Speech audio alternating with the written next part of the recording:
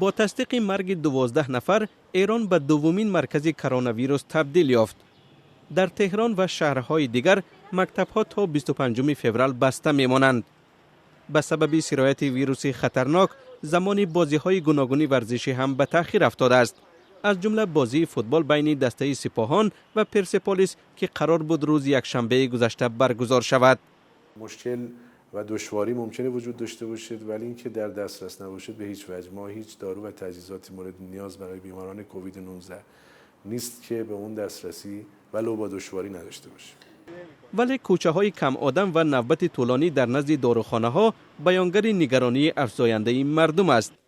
رضا صفایی در داروخانه در تهران کار میکند و میگوید احتمال به زودی به مردم نقاب های طبی به پول دهند. تو روزهای آتی هم انشالله شاهد باشیم که ماسک رایگان هم در اختیار مردم قرار بگیره و این نگرانی‌هایی هم که برای درخواست و تقاضای ماسک مقدار زیاد شده اینم کاهش پیدا کنه. خروج ویروس خطرناک کرونا در ایران به کار تاجران و مالکان آشخانه ها هم ضربه زده است.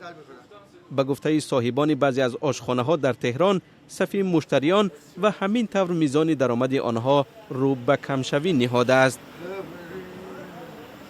60% تا 70% افت کرده. مردم کمتر خرید میکنن، کمتر میان بیرون، میترسن. کشورهای همسایه با ایران از جمله عراق و پاکستان، ترکیه، ارمنستان و افغانستان مرزهای خود را با جمهوری اسلامی بسته محدودیت سفر و مهاجرت را جاری کردند. حکومت افغانستان در ولایت همسرحد با ایران وضع فوق‌العاده اعلان کرد. فیروزالدین فیروز وزیر تندرستی افغانستان در نشست مطبوعاتی در کابل گفت که یکی از 3 حالت گمانبر شده در ولایت غربی هرات تصدیق شده است. 3 ساکن هرات از سفر شهر قم به وطن برگشته و اکنون جدا از جامعه نگاه داشته می شوند.